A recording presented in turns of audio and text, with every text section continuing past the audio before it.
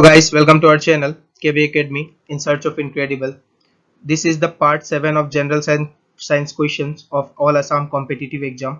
यह आपका Assam agriculture department 2021 के लिए बहुत इंपॉर्टेंट होने वाला है क्योंकि इसमें आपका previous year questions, most expected paper and best analyse content आपको देखने को मिलेगा और बाकी सारे असम के कॉम्पिटिटिव एग्जाम के लिए बहुत हेल्पफुल है।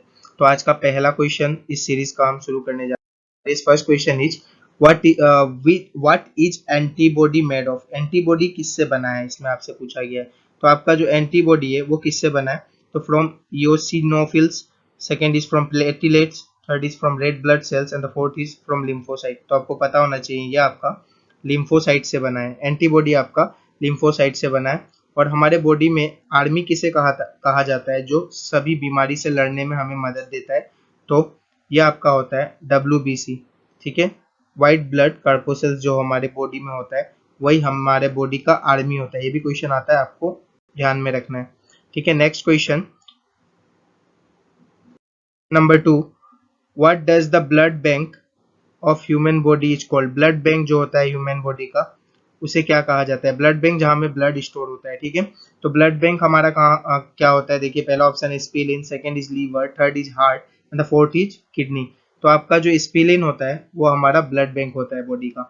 Next question, question number 3, a person with AB blood group, तो इनमें से कौन सा ऑप्शन सही है इसके लिए? Can donate blood to disease person AB and O blood group.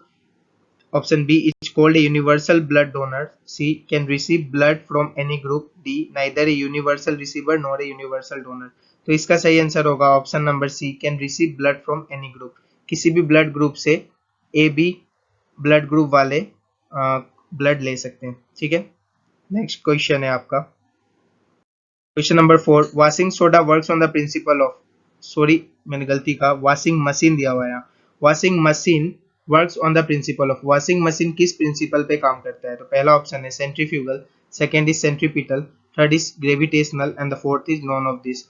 तो आपका ये सेंट्रीफ्यूगल प्रिंसिपल पे काम करता है। ठीक है, इसमें सेंट्रीफ्यूगल फोर्स लगता है। Next question, question number 5, when a ball is thrown upward, कभी बॉल को हम जब थ्रो करेंगे upward, what happens to its acceleration, तो उसके एक्सीलरेशन को क्या होता है? एक्सीलरेशन में क्या होता है आपको बताना है, इंक्रीज होता है, डिक्रीज होता है कि कांस्टेंट ही रह जाता है। ठीक है, तो जब हम कोई बॉल को अपर थ्रो करते हैं तो उसका हम एक्सीलरेशन को G से दिखाते हैं, और यहाँ पे जो G होता है वो एक्सीलरेशन में आपका हम अपवर्ड या डाउनवर्ड के लिए G लिखते हैं, और ये हमेशा आपका कांस्टेंट होता है। कोई भी मूवमेंट पे या कोई भी जगह पे ये आपका चेंज नहीं होता, आपको ध्यान रखना है। ठीक है, एक्सीलरेशन रिमेन्स ऑलवेज कांस्टेंट। तो इसका सही आंसर होगा ऑप्शन नंबर ए, ना ही इंक्रीज होगा ना ही डिक्रीज होगा। ठीक है, नेक्स्ट क्वेश्चन है question number 6, the value of G acceleration due to gravity is maximum at, acceleration due to gravity जो G है वो किस पे मैक्सिमम होता है? पहला ऑप्शन है equator, second is pole, third is tropic of cancer and the fourth is tropic of Capricorn. तो ये आपका पोल्स पे सबसे मैक्सिमम होता है क्योंकि इसी जगह पे आपका ये सबसे क्लोज होता है अर्थ सरफेस से। Question number 7, which vitamin contains cobalt, किस विटामिन में आपका कोबाल्ट पाया जाता है? तो ये आपका पहला ऑप्शन है vitamin C, second is vitamin A, third is vitamin 1-2 and fourth is vitamin D. तो ये आपका विटामिन B12 में सबसे ज्यादा कोबाल्ट पाया जाता है, इसी विटामिन में आपका कोबाल्ट पाया जाता है। ठीक है, question number 8, organic compounds are only soluble in, organic compound किस में सॉल्युबल होते हैं? Non polar solvent, polar solvent, water या none of the above. Water में तो ये नहीं होता। ठीक है, हमें पोलर नॉन पोलर में देखना है, तो ये नॉन पोलर सॉल्वेंट में अच्छी तरह सॉल्युबल होता है, आपको ध्यान रखना है। Organic compound is soluble in non polar solvent, बहुत बार पूछा गया है question. Question number 9, in which type of rock is petroleum fossil fuel, petroleum fossil fuel किस में मिलता है? In which type of rock is petroleum fossil fuel found? तो पहला ऑप्शन है metamorphic rock, second is sedimentary rock, third is igneous rock and the fourth is known. तो ये आपका सही आंसर इसका होगा सेडिमेंट्री रॉक। सेडिमेंट्री रॉक में ही आपका पेट्रोलियम फॉसिल फ्यूल पाया जाता है। Next question, question number 10, which mineral element is found in chlorophyll, कौन सा मिनरल एलिमेंट है जो क्लोरोफिल में फाउंड होता है? ठीक है, तो पहला ऑप्शन है आपका iron, second is sodium, third is potassium and the fourth is magnesium. तो ये जो मैग्नीशियम होता है आपका Mg, यही आपका मिनरल एलिमेंट होता है हमारे क्लोरोफिल का, जो क्लोरोफिल जो ग्रीन पिगमेंट होता है जो फोटोसिंथेसिस में काम आता है फूड बनाने का प्लांट के लिए। Next question number 11, what is the total number of chromosomes found in the human gene? कितना क्रोमोसोम ह्यूमन जीन में फाउंड होता है? तो आपका पहला ऑप्शन है 45, second is 46, third is 43 and the fourth is 23। तो आपका जो ह्यूमन जीन होता है उसमें आपका 23 पेयर्स पाया जाता है, क्रोमोसोम का आपका 23 पेयर्स पाया जाता है। ठीक है, आपको ध्यान रखना है ये आपका 23 पेयर्स पाया जाता है। तो इसी के कारण आपका हमारे ह्यूमन जीन में 46 क्रोमोसोम होता है, क्योंकि एक पेयर आपका 2 के बराबर होता है। जैसे हम कहते हैं 1 पेयर ऑफ सॉक्स, तो उसमें 2 सॉक्स होते हैं, उसी तरह 23 पेयर में 46 होता है आपका। ठीक है, तो इसका सही आंसर होगा आपका option number B. Option number B is the correct answer, 46 chromosomes. ठीक है, नेक्स्ट क्वेश्चन है question number 12, during photosynthesis solar energy is converted into. Solar energy किस में कन्वर्ट होता है? पहला ऑप्शन है आपका chemical energy, second is mechanical energy, third is electrical energy and fourth is none of this.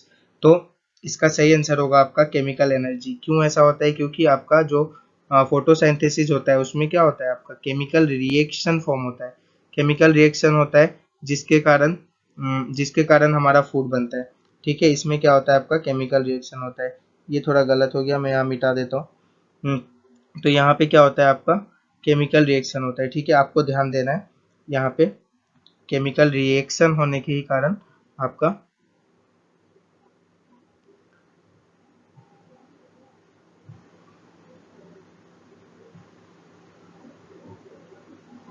ठीक है, तो आपका ये जो केमिकल रिएक्शन होता है उसी के कारण आपको यहाँ पे केमिकल एनर्जी देखने को मिलता है फोटोसिंथेसिस में। ठीक है, next question, question number 13, which is the smallest bone in human body?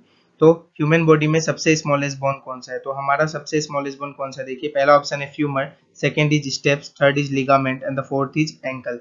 तो आपका स्टेप्स जो होता है वो सबसे स्मॉलेस्ट बोन होता है, और अगर लॉन्गेस्ट का बात करा जाए तो आपका होता है फ्यूमर। आपको ध्यान रखना है, अगर लॉन्गेस्ट बोला जाए, अगर आपसे कभी भी कहा जाए कि लॉन्गेस्ट हमारा बोन कौन सा होता है बॉडी में, देन इट इज फ्यूमर।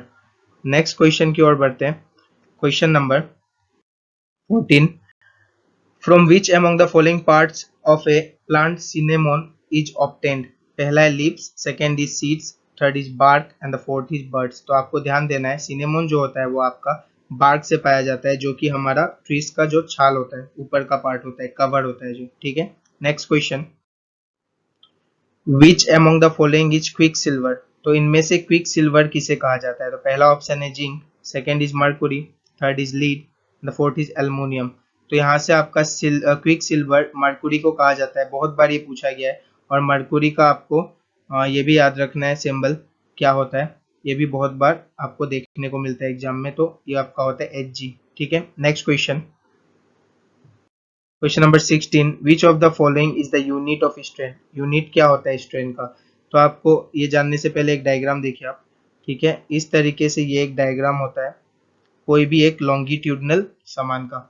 ठीक है, उसका अगर हम इसमें फोर्स दे दें, मतलब इसमें अगर प्रेशर लगा दें, जिसे हम स्ट्रेस कहते हैं, इस पी को हम स्ट्रेस कहते हैं, जो आपका फोर्स अपन एरिया होता है, ये आपका क्या होता है, ये आपका होता है force upon, this is called your force upon area.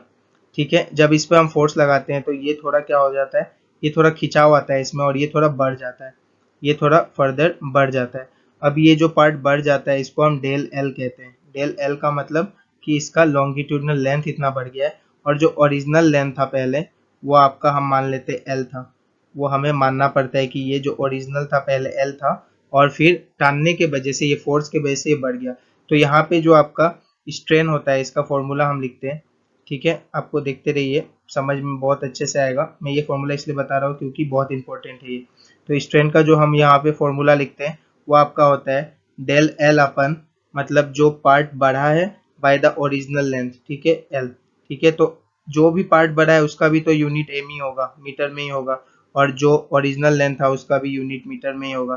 तो ये जो यूनिट है आपका मीटर, मीटर तो यहाँ से कट हो जाता है, इसी के कारण कोई भी यूनिट नहीं होता है इसका, स्ट्रेन का कोई यूनिट नहीं होता। तो आपसे ऑप्शन में पूछा है वाट, न्यूटन, ठीक है, केजी या नॉन ऑफ द एबव, तो आपको ध्यान देना है non of the above is the correct answer, इसका कोई यूनिट नहीं होता। ठीक है, next question, question number 17, while passing over a obstacle a light ray slightly bends round the corner, the phenomena is called. तो अगर यहाँ पे कोई आपका ऑब्स्टिकल रखा गया है और लाइट रे इधर से आ रहा है तो कॉर्नर पे टकरा के ये क्या होता है, हल्का सा बेंड हो जाता है। ठीक है, और इस कॉर्नर पे भी अगर टकराए तो सेम फेनोमेना, वही कॉर्नर का फेनोमेना मैं बता रहा हूँ, तो ये आपका हल्का बेंड हो जाएगा। तो ये हल्का बेंड हो जाएगा, इसी फेनोमेना को हम कहते हैं डिफ्रेक्शन। आपको ध्यान रखना है, इसे हम डिफ्रेक्शन कहते हैं। ना ही ये स्केटरिंग होगा, पोलराइजेशन भी नहीं होगा, ये होगा आपका डिफ्रेक्शन। ठीक है, और रिफ्रैक्शन तो अलग ही चीज है जिसमें एक मीडियम से दूसरे मीडियम में जाते हैं हम। Next question, question number 18, which of the following is vector quantity. तो आपका पहला ऑप्शन है temperature, second is work, third is kinetic energy and the fourth is momentum. तो मोमेंटम आपका सही होगा, जिसको हम रो से डिनोट करते हैं। ठीक है, आपको ध्यान रखना है, रो से डिनोट करते हैं और इसमें एक वेक्टर साइन होता है। अब वेक्टर क्वांटिटी किसे कहते हैं वो समझ लीजिए। अगर कोई भी एक क्वांटिटी हो, एक अगर हम मान लें और उस पे ये वेक्टर का साइन लगाओ, तो ये जो आपका साइन होता है, आगे वाला जो एरो होता है, उसे हम कहते हैं डायरेक्शन। आपको ध्यान रखना है, इसे हम क्या कहते हैं, तो इसे हम कहते हैं डायरेक्शन। ठीक है, इसे ही हम कहते हैं डायरेक्शन। ये हो गया आपका डायरेक्शन। उसके बाद आपका जो है ये पीछे का जो पार्ट होता है, पीछे का ये जो लाइन आप देख रहे हैं, इसे हम कहते हैं मैग्नीट्यूड। ठीक है, तो ये भी पता रखिए, इसे हम कहते हैं आपका मैग्नीट्यूड। मैग्नीट्यूड का मतलब होता है ये कितना इसका वैल्यू है। ठीक है, कितना लंबा है या कितना वैल्यू, और डायरेक्शन का मतलब किस डायरेक्शन में है। ठीक है, तो मैग्नीट्यूड पीछे वाले को कहते हैं और डायरेक्शन आगे वाले को।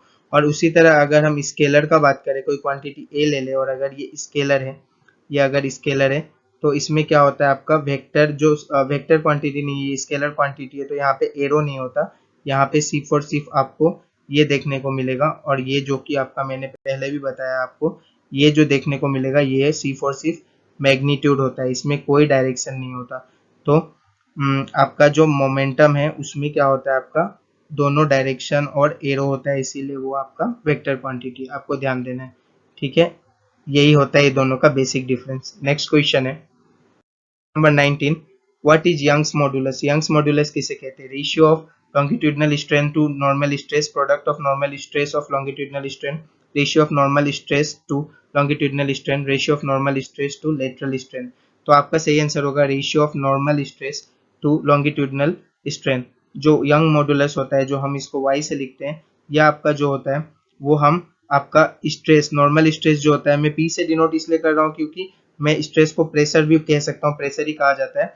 और आपका जो लॉन्गिट्यूडनल स्ट्रेन है, मैं उसे डेल एल से दिखा रहा हूँ, del L by longitudinal strain को आपका दिखा रहा हूँ डेल एल बाई एल से। ठीक है, क्योंकि आपको मैंने स्ट्रेन आगे भी बताया था क्या होता है, तो यही इसका फॉर्मूला बनता है। ठीक है, नेक्स्ट क्वेश्चन की ओर चलते हैं।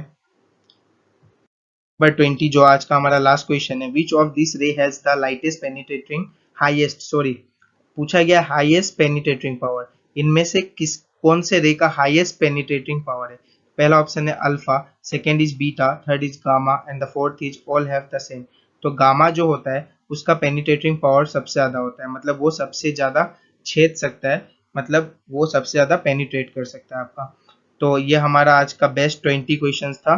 बाकी आपको जितने भी जीके और जीएस के कंटेंट है या जितने भी वीडियोस है मैंने जो आगे डाला है वो बहुत हेल्पफुल है आपके लिए। आपको वो मैं लिंक डिस्क्रिप्शन में दे दूंगा, जितने भी जीके प्लस जीएस के आपको क्लास मैंने आगे दिए हैं। ठीक है, तो आपको कुछ भी अच्छा लगा हो कमेंट बॉक्स में बताइए और मेरे चैनल को लाइक और सब्सक्राइब कीजिए। बाकी मैथ्स के भी वीडियो में डालता हूँ, वो देखते रहिए और अपना सपोर्ट इसी तरह बनाए रखिए ताकि मैं अच्छे अच्छे कंटेंट ला सकूं। और मेरा वीडियो देखने के लिए बहुत बहुत शुक्रिया। Thank you very much. Next class में मिलते हैं।